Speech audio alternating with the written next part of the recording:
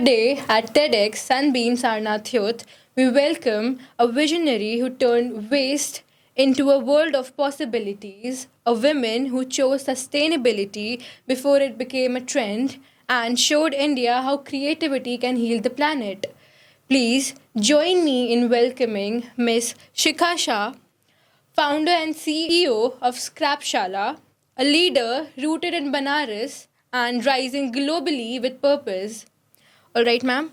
With your go ahead, we'll start the podcast with the first question, which is your brand, Scrapshala, is deeply connected to the idea of giving new life to discarded things. Would you say that's your own way of showing how roots can help us rise again?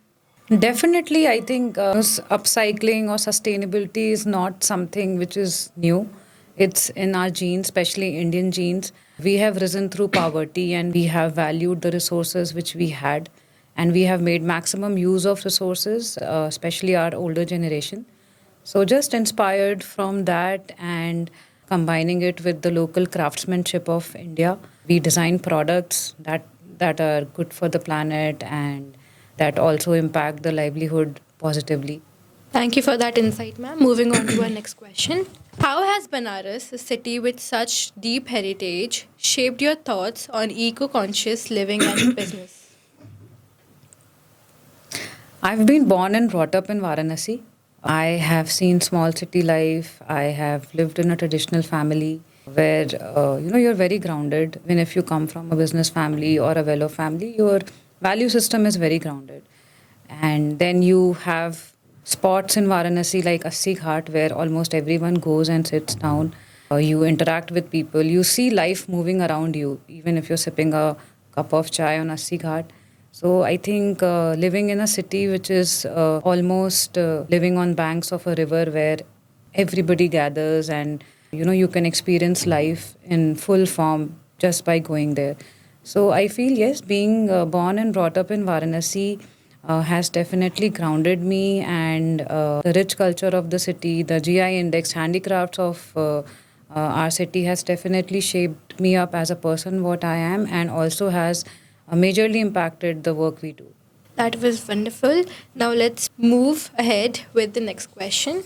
Ma'am, from Sunbeam to I Am Bangalore and Terry University to Shark Tank India, that's a remarkable journey. What inspired you to take the less traveled road of sustainability entrepreneurship? To be very honest, there was no major inspiration or major plan. It just happened organically. We started with the idea back in 2016 when I saw my mother being very creative but limited to a homemaker. That's when I thought that, let's create something for her where she gets a platform to practice her creativity.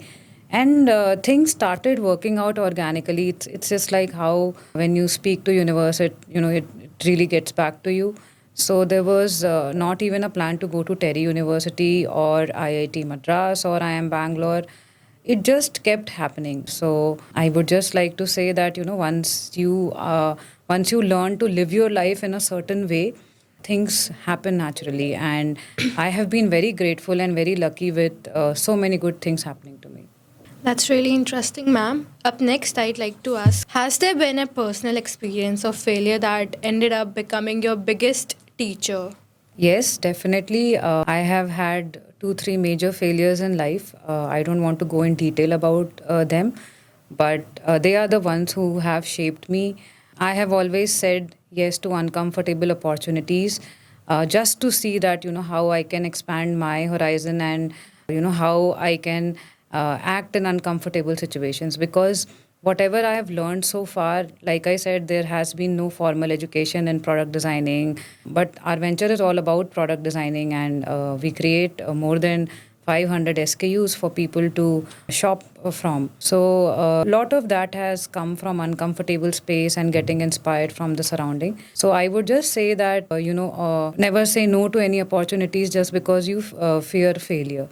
Worst that can happen is that you people might not appreciate what you have done, but when you cross that boundary where you knew that this is maximum I can go, then the magic happens. You just have to take those extra steps where magic happens.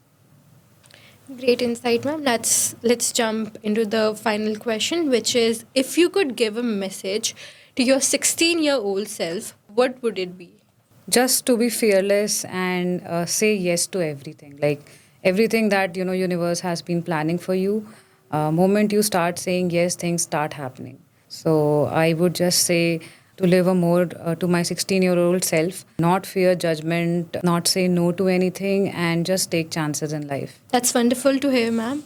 Now we're moving into the next fun segment of our podcast, the rapid fire round. Ma'am, in this round, please just respond promptly with the first thought that comes in your mind. And with that, the first question is one trash item you can never look at the same way again. Old tires. Lovely. Question two, one city you think is doing sustainability right. Auroville in near Pondicherry. Question three, your favorite eco friendly habit you cannot live without. Reusing things and maybe not using plastic toothbrushes. Question four, rooted or rise, which word speaks to you more? Rooted any day. An entrepreneur you'd love to collaborate with someday. I don't know entrepreneur, but maybe somebody in Bollywood, Salman Khan. That's really great. Question six, finish this line, the world will rise again. When?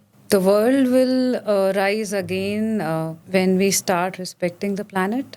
That brings us to the end of our questions. Thank you for engaging with us. Thank you, Miss Shikha Shah, for reminding us that rising doesn't always mean creating more. Sometimes it means reinventing what we already have. Your journey proves that when our roots are strong, our impact becomes limitless. We are grateful to have had you with us at TEDx Sunbeam Sarnath Youth. Thank you so much. Thank you.